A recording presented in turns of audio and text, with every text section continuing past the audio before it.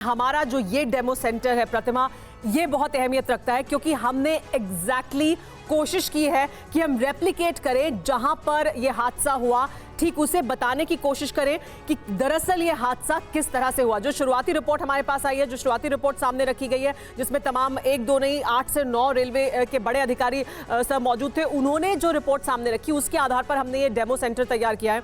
और ये demo centre जो बताता है वो मैं शुरुआती तौर पर बताती हूँ और फिर हमारे जो एक्सपर्ट्स हैं प्रतिमा उनसे समझने की कोशिश करेंगे। तो दरअसल देखिए, ये देखिए, ये अप लाइन है और ये डाउन लाइन है, ये हम समझाएंगे, ये डेमो है और इसके जरिए आपको पूरी तरह से, अगर आप ये देखते रहेंगे TV9 भारतवर्ष के साथ बने रहिए, हम आपको एक एक बारीकी बताएंगे और आपको दरअसल समझ आएगा पूरी तरह से कि ये हादसा कैसे हुआ है। बिल्कुल, देखिए इस पर हम आए उससे पहले कुछ बारीकियां आपके सामने रखना बहुत जरूरी हो जाता है। डेमो भी करके आपको दिखाएंगे, लेकिन कुछ ग्राफिक्स और हमने आपके लिए तैयार किए हैं। हाईटेक ग्राफिक्स के जरिए आपको दिखाते हैं कि पूरा हादसा आखिरकार हुआ कैसे है, तो इसको समझाते हैं आपको। ये देखिए, ये आप ग्राफिक्स की मदद से देख रहे हैं कि किस तरीके से आपको एक मेन लाइन नजर आ रही है, फिर आपको यहाँ पर दूसरी लाइन भी नजर आ रही है, 2 ट्रेनें ऑपोजिट डायरेक्शन में जाती हुई नजर आ रही है। लेकिन जो कोरोमंडल है, जिसे मेन लाइन पर जाने का सिग्नल मिला था, वो चली जाती है लूप लाइन में, जो वहां पर ऑलरेडी मौजूद मालगाड़ी से टकराती है डिरेल होने के बाद। और उसके बाद दूसरी तरफ से आ रही ट्रेन के जो पिछले डिब्बे हैं, वो पहले से जिस तरीके से डिरेल हो चुके थे कोरोमंडल के डिब्बे, उससे टकरा जाते हैं और ये बड़ा हादसा पेश होता है, जिसमें अब तक 261 लोगों की मौत की पुष्टि हो चुकी है और करीब सुबह 1000 लोग घायल बताए जा रहे हैं। जी हाँ, इतना बड़ा हादसा। और ये जो अभी हमने आपको ग्राफिक्स के जरिए दिखाया, जो हमने आपको एनिमेशन के जरिए दिखाया, उसी का एग्जैक्टली एक डेमो हमने यहाँ पर तैयार किया है। हमारे साथ खास मेहमान मौजूद हैं जो हमें एक्सपर्ट ओपिनियन देंगे इस हादसे पर। लेकिन एग्जैक्टली जो प्रतिमा आपने अभी दिखाया है, जिस तरह का हमने रिक्रिएशन किया, किस तरह से यह हादसा हुआ, उसी का ये डेमो है। हम अपने दर्शकों को भी समझाएंगे दरअसल इस डेमो के जरिए कि ये हादसा किस तरह से हुआ, जो शुरुआती जांच हमारे पास रिपोर्ट आई है उसके मुताबिक सर, और फिर उस पर आपका एक्सपर्ट ओपिनियन लेंगे कि दरअसल ये कैसे हुआ है। तो देखिए, ये अप लाइन है और ये डाउन लाइन है। ठीक इसी तरह से एक लाइन अप लाइन थी, ये मेन लाइन थी, ये डाउन लाइन थी। इस पर कोरोमंडल एक्सप्रेस आगे बढ़ रही थी और देखिए ये सिग्नल है। अगर ट्रेन को सीधे जाना होता है, सर अगर मैं कहीं पर गलत बताऊं या कोई जानकारी में कमी हो तो आप मुझे करेक्ट कर सकते हैं, लेकिन अगर ट्रेन को सीधे जाना होता है तो ये जो सीधा जो ग्रीन सिग्नल है वो ग्रीन रहता है, यानी यहाँ पर ग्रीन सिग्नल था। शुरुआती रिपोर्ट में बताया गया है कि ये जगह, यानी यहाँ पर जो सिग्नल है ऊपर की तरफ, अगर ये ट्रेन को लूप लाइन में जाना होता तो इस तरफ ग्रीन सिग्नल होता, लेकिन उसे सीधे जाना था इसलिए सिग्नल सीधा यानी यहाँ पर ग्रीन था। और ये ट्रेन ऐसे, और देखिए ये समझिए, ये बहुत जरूरी है समझना, ये है लूप लाइन में जाने का इशारा और ये है सीधे जाने का इशारा। यानी अगर ये ट्रेन ऐसे जाएगी तो यहाँ से ये सीधे आगे बढ़ती चली जाएगी। देखिए ये ट्रेन ऐसे सीधे चली जाएगी और ये इस तरफ रहेगा, यानी ये जो ट्रैक है वो ऐसे रहेगा और ट्रेन ऐसे सीधी जाएगी। इसे ऐसे जाना था जी। इसका जो पिछला सिग्नल है जी, उसी से ड्राइवर को पता लग जाता है कि उसको सीधे जाना है। और जो रिपोर्ट है वो ये बता रही है कि पिछला सिग्नल ग्रीन था, उसको सीधे जाने के लिए सिग्नल दिया गया था। जो शुरुआती रिपोर्ट हमारे सामने आई है, जिसमें कि जो रेलवे के तमाम बड़े अधिकारी हैं उन्होंने रिपोर्ट सामने रखी है, तो जो सिग्नल था वो सीधे जाने के लिए था। ट्रैक ऐसे होना चाहिए था, यानी ट्रैक का मूवमेंट ऐसे होना चाहिए था, ऐसे नहीं, ऐसे होना चाहिए था और ये सीधे चली जाती और कोई हादसा नहीं होता। लेकिन दरअसल क्या हुआ है ये समझिए, ये सिग्नल सीधा है लेकिन ट्रैक ऐसे था, यानी ये ट्रैक इधर ना होकर इस ओर था और ये ट्रेन जब यहां पर पहुंची है तो इस ओर मुड़ गई है। और यहां जैसे ही ये मुड़ी, ड्राइवर को एहसास हुआ कि ट्रैक गलत है, वो गलत ट्रैक पर जा रहा है। लेकिन ये भी जांच के दौरान अभी शुरुआती तौर पर हमें पता लगा है कि ट्रेन अपनी फुल स्पीड में थी, यानी 128 किलोमीटर प्रति घंटे के स्पीड पर ट्रेन चल रही थी। यहाँ पर पहले से मालगाड़ी मौजूद थी लूप लाइन में जो थी, और यहाँ पर हादसा हुआ, ये ट्रेन जाकर इसके ऊपर चढ़ गई, यहाँ पर ये बड़ा हादसा हुआ। दरअसल इस तरह से हुआ हादसा। लेकिन सर हम जो आपसे समझना चाहते हैं वो ये कि सिग्नल अगर सीधे जाने का था तो ट्रैक ऐसे क्यों था, और आप इसमें ये भी ऐड कीजिएगा, क्योंकि आपकी तरफ से कहा गया कि ये भी बताता है कि इसकी स्पीड इस तरीके से थी कि ड्राइवर को भी इस बात का अंदेशा था कि उसे सीधे ही जाना था, क्योंकि अगर उसे मुड़ने का आइडिया होता तो स्पीड इतनी तेज होती ही नहीं। लेकिन स्पीड तेज थी, ड्राइवर सीधे जाना था। जैसे ही यहाँ पर मुड़ा, ड्राइवर को यह एहसास हुआ कि उसके पास सिग्नल सीधे जाने का है लेकिन ट्रैक ऐसे है, गाड़ी ऐसे मुड़ती है। सर ये कौन सी कंडीशंस होती हैं जब इस तरह की घटना हो सकती है? अगर मैं एक एक कर सर आपसे जानूं कि क्या बड़ी वजह, मुख्य वजह हो सकती है कि ऐसा क्यों हुआ? टेक्निकल फॉल्ट है, ह्यूमन एरर है, दरअसल क्या हुआ है यहाँ? देखिए, दरअसल फाइनली क्या हुआ, ये इसके लिए तो काफ़ी डिटेल्ड इन्वेस्टिगेशन लगती है और एक्सपर्ट्स जो हैं वो फील्ड में देख रहे हैं जी। लेकिन इसमें, इस एक्सीडेंट में एक बड़ी खास चीज़ है कि अप्रोचिंग गाड़ी को, जिसको हम कहते हैं रन थ्रू सिग्नल्स मिले हुए थे, उसको इस स्टेशन पर रुकना नहीं था और वो जानता था सीधी लाइन पे वो आगे निकल जाएगा जी। और इसी तरह जो दूसरी वाली डाउन लाइन है उसके ऊपर भी एक गाड़ी आ रही थी, वो भी रन थ्रू जा रही थी। तो ये दोनों गाड़ी साइमल्टेनियसली रन थ्रू कर रही थी इस टाइम स्लॉट के भीतर जी इस स्टेशन से।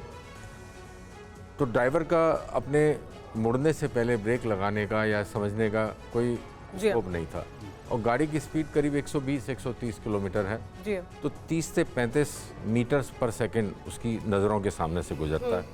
तो ऐसे में उससे उम्मीद रखना कि वो उस थोड़ी सी शाम के समय पे इस पॉइंट को देख पाएगा, इसको पहचान पाएगा, तो वो असंभव है। राजेश सर, आपकी नज़र में ये टेक्निकल फॉल्ट ज़्यादा नज़र आता है या फिर ह्यूमन एरर यहाँ पर ज़्यादा है? नहीं, ये जो पहला फॉल्ट है ये तो अधिकतर मुझे टेक्निकल नज़र आ रहा है। ह्यूमन एरर इसमें तब हो सकता है जब वहाँ पे मान लीजिए कुछ मैनुअल मेंटेनेंस या कुछ मैनुअल अटेंशन दी जा रही हो बाय चांस। तो इसमें ये देखना ज़रूरी होगा कि जो इसकी प्रीवियस ट्रेन जो थी, जो इस पोर्शन से गई थी जी। उसका क्या कंडीशन थी, वो सीधी निकल गई या नहीं निकल गई। तो ये पॉइंट जिसने मैल फंक्शन किया है फॉर एनी रीज़न, ये इसी कंडीशन में इस केस में मैल फंक्शन किया है या पहले से, क्योंकि पहले तो गाड़ी गई होगी, वहाँ तो बिजी रूट है, मेन लाइन रूट है, तो पहले भी गाड़ी गई होंगी, तो पहले गाड़ी कैसे ठीक निकल गई, तो वो देखना पड़ेगा। एक बड़ा सवाल जो एक लेमैन के तौर पर हर किसी के मन में आ रहा है और आप एक्सपर्ट्स हैं इसलिए आप बता सकते हैं कि ये अभी जो आज के ज़माने में, तब जबकि टेक्नोलॉजी बहुत एडवांस हो चुकी है, पहले शायद ये मैनुअली किया जाता था, लाइनमैन होता था, अब नहीं होता है ये, तो ये सिग्नल के साथ ही क्या जुड़ा होता है? यानी अगर सिग्नल सीधा रहेगा तो ये लूप लाइन ऐसे नहीं होगी, ये कनेक्टेड होता है। और ये अगर कनेक्टेड नहीं काम कर रहा है तो कहाँ पर गड़बड़ है? तो मैं आपको समझा देता हूँ। हमारा जो स्टेशन मास्टर होता है उसके पास एक टेबल पे इसी तरह का एक पैनल होता है जी। उसमें ये जैसे आपने ग्राफिक्स के ज़रिए दिखा रही हैं इसी तरह की लाइनें बनी होती हैं, ठीक है ना। अब स्टेशन मास्टर को डिसाइड करना है कि मैं कोरोमंडल को मेन लाइन पे लूँगा, तो वो मेन लाइन को छुएगा और जहाँ से कोरोमंडल आ रही है उसको छुएगा, तो ये सीधी चली जाएगी ऐसे। और जब वो उसको छुएगा तो सिस्टम ऑटोमेटिकली चेक करेगा कि कोई कॉन्फ्लिक्ट तो नहीं है। ओके। ये गाड़ी को मैं अलाउ कर सकता हूँ। यदि कोई कॉन्फ्लिक्ट नहीं हुआ, कॉन्फ्लिक्ट मतलब कोई सिग्नल वहाँ को सेट नहीं हुआ, कोई पॉइंट वहाँ को सेट नहीं हुआ, यदि कॉन्फ्लिक्ट नहीं है तो वो अलाउ करेगा और ऐसे इस रूट को सेट कर देगा। उसमें सारे सिग्नल्स इस तरह से दे देगा, सारे पॉइंट्स को इस तरह से सेट कर देगा और उनको लॉक कर देगा। ओके। और ये सारी प्रक्रिया डेटा लॉगर में लॉग हो जाएगी, जिसका ऑनलाइन हम लोग वीडियो प्लेबैक आज भी देख सकते हैं। ओके, तो एवरीथिंग इज टेक्निकली कनेक्टेड। अगर ये ग्रीन सिग्नल है तो सिस्टम में लॉक हो जाएगा इसके गुजरने से पहले कि यहाँ सब ग्रीन होगा, ये भी ऐसे ही होगा, यानी ताकि ये सीधी जा सके। अगर ऐसा नहीं हुआ है तो टेक्निकल स्तर पर तो जरूर कहीं ना कहीं कोई गड़बड़ हुई है और वो देखा जा सकता है सिस्टम में वापस। और देखिए, ट्रेन हादसे को लेकर हमारा इन्वेस्टिगेशन जारी है, क्योंकि एक्सपर्ट्स हमारे साथ मौजूद है, वो हमें बेहतर बता पाएंगे कि आखिरकार ये हुआ कैसे और इसके पीछे वजह क्या रही होगी। लेकिन इस बीच एक बड़ी खबर भी सामने आ रही है सुमेरा, दर्शकों को बताना बहुत जरूरी हो जाता है। दुखद खबर है हालांकि। ट्रेन हादसे पर इस वक्त का सबसे बड़ा अपडेट हमें ये मिल रहा है कि मरने वालों की तादाद, उनकी संख्या बढ़ गई है, बढ़कर 288 हो गई है। 800 से ज्यादा घायल यात्री अलग अलग अस्पतालों में भर्ती हैं, जिनका इलाज इस वक्त चल रहा है। रेल हादसे में मौत का आंकड़ा इस बात की आशंका गहरा रही है कि और भी ज्यादा बढ़ सकता है, लेकिन मौत का आंकड़ा अभी 288 पर पहुंच गया। इससे पहले 261 का ये आंकड़ा था, लेकिन मौत का आंकड़ा अब और ज्यादा बढ़ गया है। ये इस वक्त का बड़ा अपडेट है बालासोर ट्रेन हादसे को लेकर जो आपके सामने हम रख रहे हैं।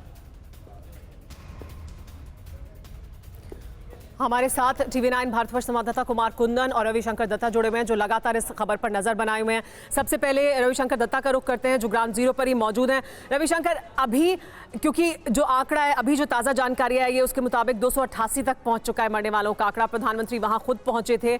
अभी क्या राहत और बचाव कार्य के बारे में लेटेस्ट अपडेट है आपके पास? कार्य जो है वो अभी भी चल रहा है। आपको दिखाना चाहते हैं, ये बोगी को उठाने में सबसे ज्यादा प्रॉब्लम हो रहा है, क्योंकि जैसे ये बोगी को उठा जाएगा, पीछे एक बोगी है जिसके अंदर कुछ बॉडी रहने की यहाँ पे संभावना है। तो ये बोगी को उठाने के लिए यहाँ पे कसरत करना पड़ रहा है। हम लोग देख रहे थे दोपहर से ये जो यहाँ पे कसरत करना पड़ रहा है। हम लोग देख रहे थे दोपहर से ये जो क्रेन है यहाँ पे काम कर रहे हैं, लेकिन जैसे ये बोगी को उठाने जा रहे हैं तो अंदर जो बॉडी फंसे हुए वो कहीं पे उन पे ऊपर कुछ इफेक्ट आ सकता है, इसीलिए इसको धीरे धीरे निकाला जा रहा है। तो ये जो बोगी है ये बहुत महत्वपूर्ण हो जाता है। ये हटने के बाद अंदर क्या स्थिति बने हुए हैं वो यहाँ पे पता चलेगा। बाकी का मैं इंतज़ाम दिखा देता हूँ। देखिए यहाँ पे इमरजेंसी जो लाइट्स है रेल के तरफ से वो यहाँ पे लगाया गया है ताकि दिन जैसा लाइट यहाँ पे बने रहे, और ये बड़े क्रेन यहाँ पे इस्तेमाल किया जाए, जिसका जिक्र मैं बार बार कर रहा था। एक लोकोमोटिव का जो इंजन है वो अगर मालगाड़ी के ऊपर चढ़ जाए। जी, कुछ नेटवर्क कनेक्टिविटी का इशू है। रविशंकर, आपका मैं दोबारा रुक करूंगी। इस बीच कुमार कुंदन भी हमारे साथ जुड़े हुए हैं, इसी हादसे पर लगातार अपडेट्स पहुंचाते रहिएगा आगे भी आप। कुमार कुंदन, चूंकि इस वक्त आप खुद एक ट्रेन के भीतर मौजूद है और इस बड़े रेल हादसे का इन्वेस्टिगेशन भी TV9 भारतवर्ष लगातार कर रहा है और जानने समझने की कोशिश कर रहा है कि आखिरकार ये बड़ा हादसा हुआ कैसे। अपडेट आप भी दें जरा। देखिए प्रतिमा, जो शुरुआती जानकारी और तमाम तरह के इन्वेस्टिगेशंस हैं उसमें कहीं न कहीं सिग्नल फेल्योर और एक तरह से कह सकते हैं कि लूप लाइन से, मतलब मेन लाइन से लूप लाइन में ट्रेन कैसे आई, ये एक बड़ा सवाल निकलकर सामने आ रहा है। और इसको लेकर तरह तरह के कयास और तरह तरह की चीज़ें बताई जा रही है। एक चीज़ जो बहुत तय है कि जो मेन लाइन से जिस ट्रेन को गुजरना था और जिसमें कहीं कोई रुकने की गुंजाइश नहीं थी, अचानक ऐसा क्या होता है कि वो मेन लाइन से निकल कर लूप लाइन में आते हैं और लूप लाइन से आकर वो मालगाड़ी को टक्कर मारते हैं और टक्कर इतनी ज़बरदस्त थी कि उसकी इंजन जो है मालगाड़ी के ऊपर चढ़ जाती है। ये कई तरह के ऐसे सवाल हैं जिसका जवाब रेलवे को देना है। फिलहाल रेलवे अभी जो है प्राइमरली इन्वेस्टिगेशन में अपनी बात रख रही है, लेकिन जो हकीकत है वो बार बार निकल कर सामने आ रही है कि आखिर एक ट्रैक को छोड़कर दूसरी ट्रैक पे ट्रेन गई कैसे, पहली बात। दूसरी बात, अगर डीरेल्ड भी हुई ट्रेन तो क्या इतनी बड़ी संख्या में मतलब डीरेल्ड होने के बाद अमूमन देखा जाता है कि ट्रेन पलट जाती है, गिर जाती है, लेकिन दूसरे ट्रेन पे चढ़ कैसे गई। तो ये सब कई सारे ऐसे सवाल हैं जिसका जवाब जो है रेलवे को देना है आने वाले समय में। और फिलहाल इन्वेस्टिगेशन इस पूरे मामले का चल रहा है। आप देख सकते हैं कि हादसा इतना बड़ा है, अगर टॉप एंगल शॉट देखें प्रतिमा तो आपको बॉगी A, B, C इस टाइप से जो है फॉर्मेट बना के बॉगियाँ खड़ी हैं। तो ये बताता है कि जो तीनों ट्रेन एक दूसरे के चपेट में आए हैं वह कितना भयानक एक्सीडेंट रहा होगा। प्रतिमा।